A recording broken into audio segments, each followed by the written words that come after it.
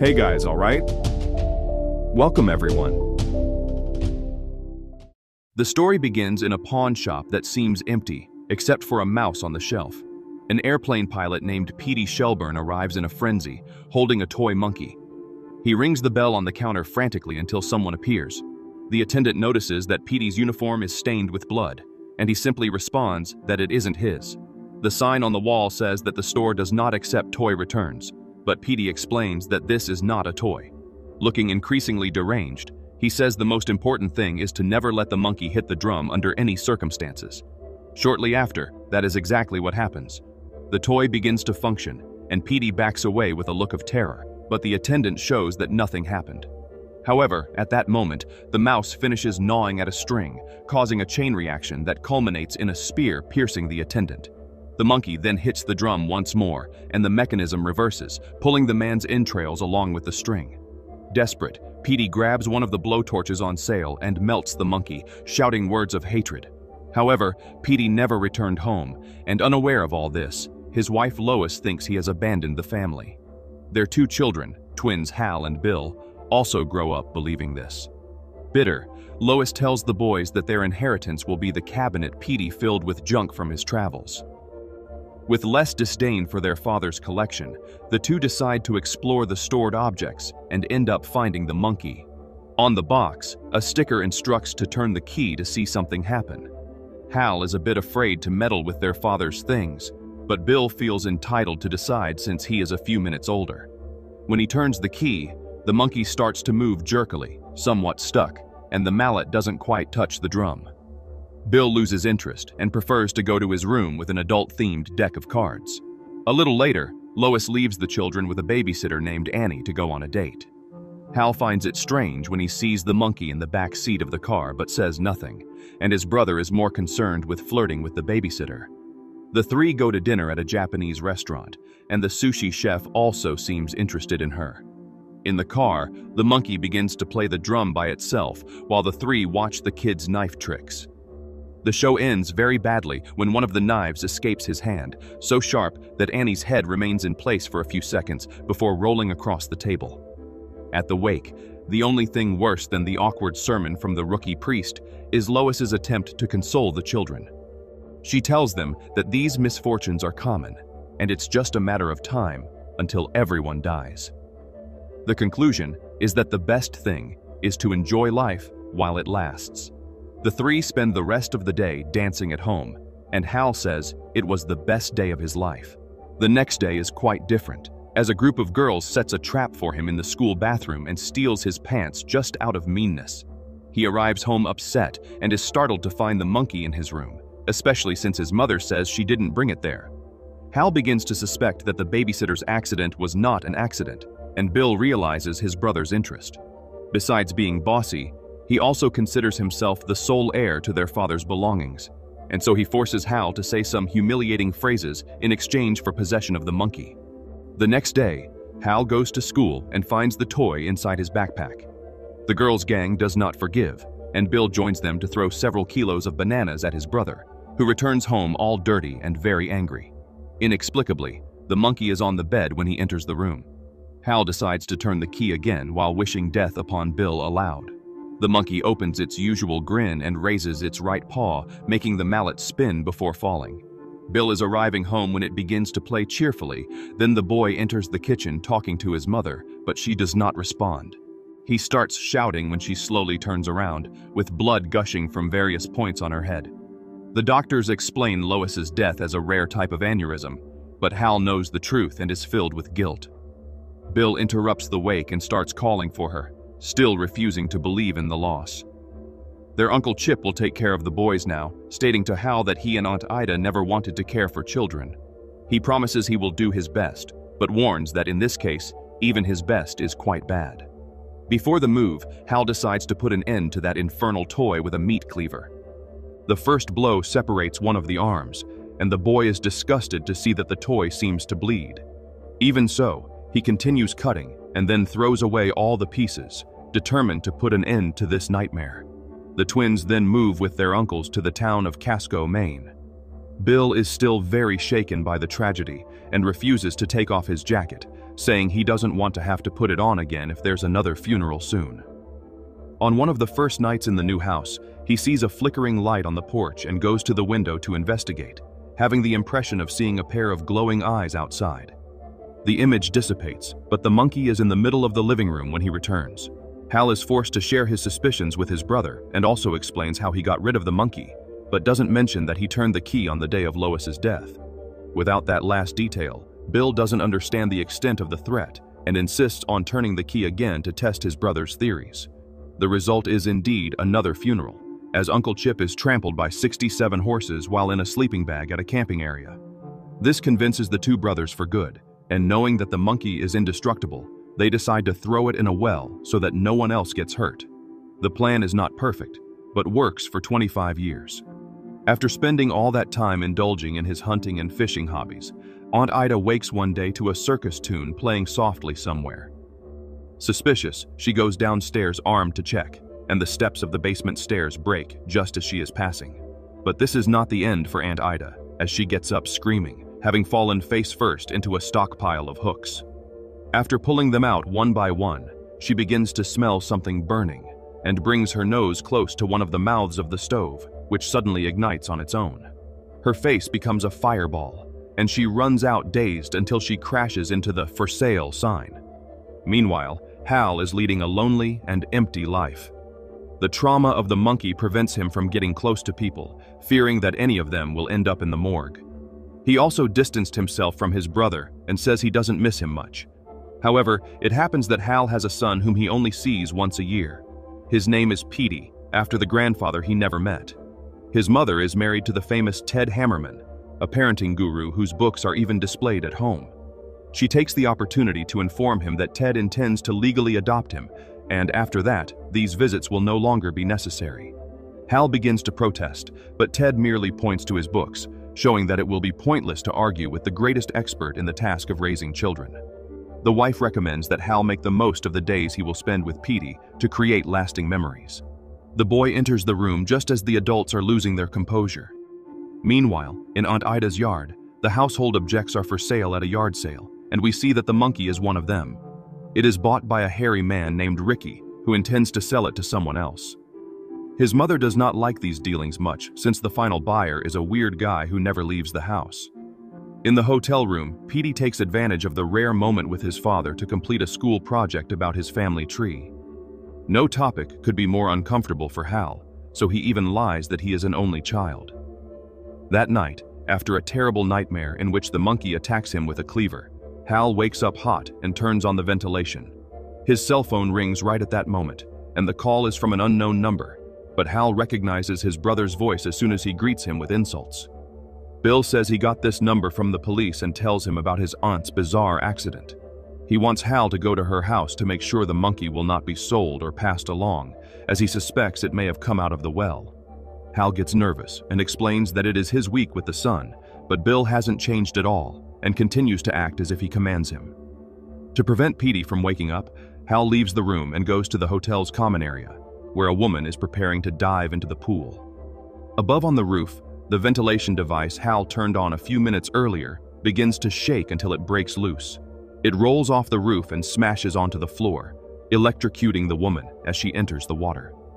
Hal dodges a loose leg, still incredulous about what happened, and finally believes the monkey is back. Petey doesn't understand anything when his father starts shaking him in desperation and forces him to change hotels in the middle of the night. In the car, Hal tries to explain better, saying his aunt has passed away and now he will need to go to her house to settle some things. The boy says he wants to go with him, and Hal tries to dismiss him with the excuse that the task is too depressing. But then Petey says he knows he will be adopted by his stepfather, and this might be his last trip with Hal, so it would be good for them to be together as much as possible. He asks what his grandmother would think about all this, and Hal feels terrible thinking of Lois. In yet another horrifying nightmare, he sees himself as a child again, hearing his mother's advice until she starts talking about the deaths, and her face explodes in front of him. Hal wakes up frightened and sees that Petey is not in the room. He almost panics, but soon the boy arrives, and the two go to Aunt Ida's house, where they find a real estate agent named Barbara. The first thing she says is that she spoke to Bill Shelburne, accidentally revealing to Petey that Hal lied about not having siblings. Hurt, the boy tells her not to pay too much attention because he will only be Hal's son for a few more days. Barbara is embarrassed and tries to change the subject, telling Hal about the intense week in that neighborhood. Aunt Ida's accident was just the first of a series of bizarre occurrences around there. One of the neighbors was minced by his own lawnmower. A golfer was bitten by a snake that emerged from a hole, and at least one resident of Casco has kicked the bucket in a horrible way every day since then. Hal becomes increasingly anxious with these accounts, while Petey separates from the two and starts snooping around the house, discovering that, on top of everything, Bill and Hal are twins. Now there is only one part of the house left to check, and Barbara fumbles to find the right key. She is testing the last one when Hal has a bad feeling about that room, but cannot explain in time. As soon as the door opens, a shotgun falls from inside and accidentally fires, hitting the realtor. Hal holds one of her fingers, distraught over her fate. The police quickly arrive and recommend that he not leave town for the time being, which means his plans for a day out with his son go down the drain. When Bill calls Aunt Ida's house and tells his brother to wait for news, Hal, after hanging up, starts to suspect that his twin is plotting something. He looks for their last name in the phone book, and there is no one registered, but then he notices something strange. Someone is listed as Mrs. Monkey. Hal dials the number and hears a message with Bill's voice, thanking everyone who worked to help him, and saying that he has already found his toy monkey. Horrified, Hal realizes that it is his brother causing all this chaos. On the other end of the line, we see Bill still wearing a funeral suit, and then we hear his side of the story. He always suspected that Hal had something to do with their mother's death and even went down to the well to retrieve the monkey, but the box had already disappeared, and the only thing left behind was the key. Bill understood that as a promise of return and spent the rest of his life waiting for another sign. Until one day, his fortune cookie came with the message, "Turn the key to see something happen." Coincidentally, that was in 2016, the year of the monkey. Since then, Bill has been preparing for his revenge, and even fixed the suit because now he wants there to be more funerals. Finally, the announcement of the yard sale appeared in the newspaper, and he hired Ricky to bring him back his old friend. Unknowingly, he turned the key for the first time, saying almost the same words Hal did when he tried to kill him. And just like that time, the victim was someone completely uninvolved. However, unlike his brother, Bill is determined to keep trying until he hits the target, even if it takes half the town down with him. Unbeknownst to his despicable nature, Ricky rings Bill's intercom that night, asking to negotiate. He wants to buy the monkey back because he has grown fond of the toy that reminds him of his father. Bill rudely dismisses him, and Ricky is so sad that he goes home to get a gun. Meanwhile, Hal and Petey continue in the same drama. With each new tragedy, Hal thinks about returning his son early or leaving him somewhere else, but Petey gets hurt, and he changes his mind. While the boy goes to the bathroom, Hal calls Bill and tells him that he knows everything. He doesn't even bother to deny it and gives him an ultimatum, saying he will only stop turning the key when Hal brings Petey to him. According to Bill's logic, Lois died when his son activated the monkey, so that must be where he is going wrong. If Petey turns the key, maybe his plan will finally work, and something terrible will happen to Hal. Despite the horror of the idea overall, Hal also knows the hidden rules of that cursed toy.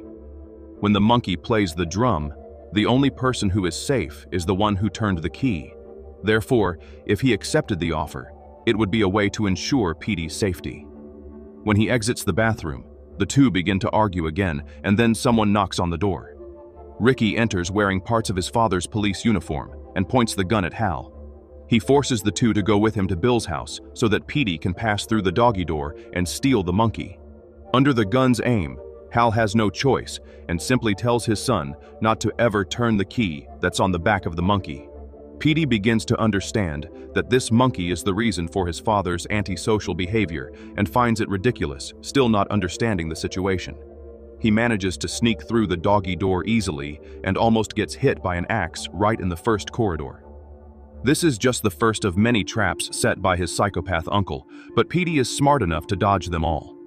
Even so, he almost trips on a stretched wire, which sets a bowling ball in motion, but the contraption comes to a sudden stop as if it has malfunctioned. Then Petey catches his uncle declaiming revenge poems to the monkey and asks if he is okay.